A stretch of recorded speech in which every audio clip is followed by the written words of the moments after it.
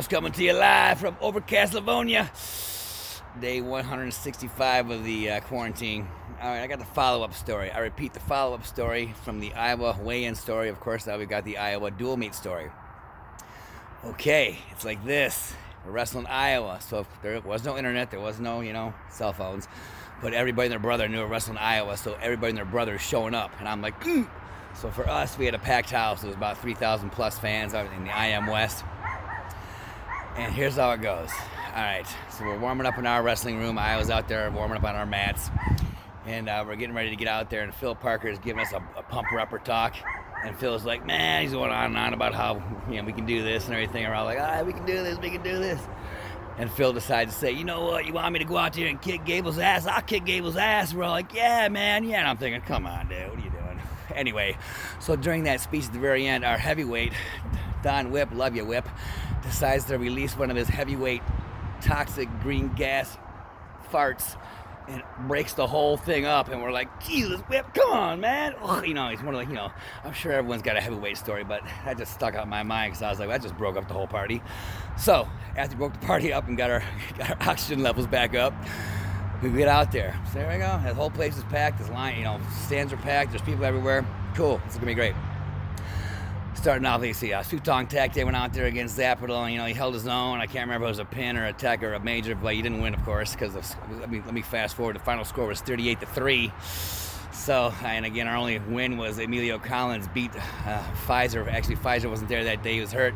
Their backup got beat by our guy 4-3. So, woo! Anyway, let's go fast forward to the Terry Brands match. This is a good one. Demon Betts, my little smooth man from Huntington, New York.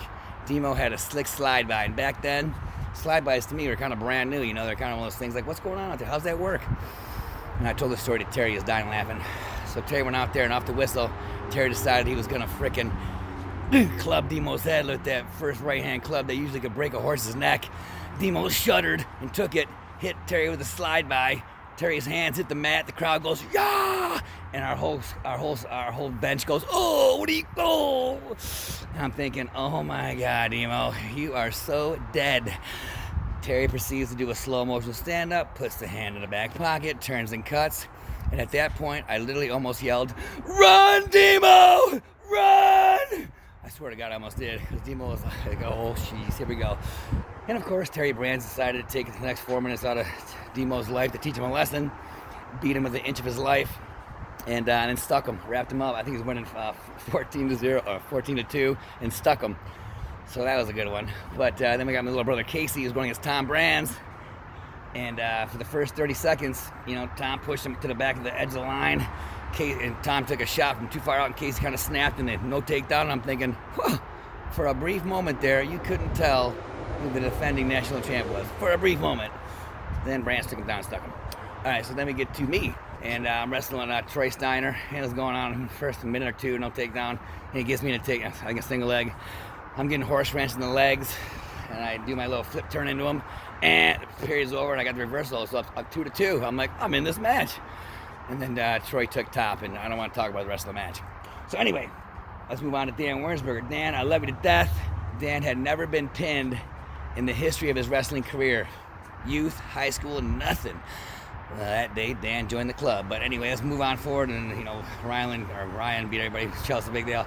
Yeah, Osendorf beat Whip. Whip actually beat Osendorf a couple times. But not that day. So it was 38-3.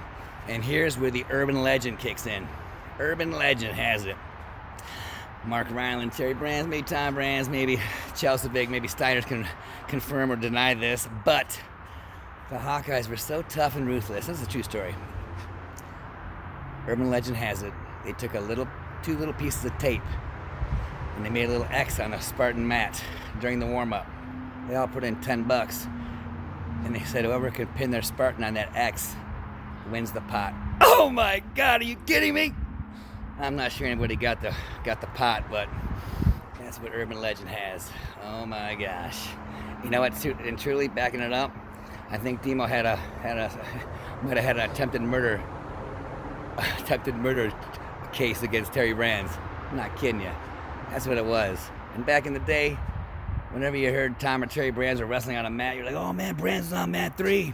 And you're like, oh, which one is it? And I was like, who gives a rip? I hope the guy at least tries to hand fight him. At least the dude at least scores on Brands. Because when someone scored on those guys, it was like, oh, here we go. Here we go.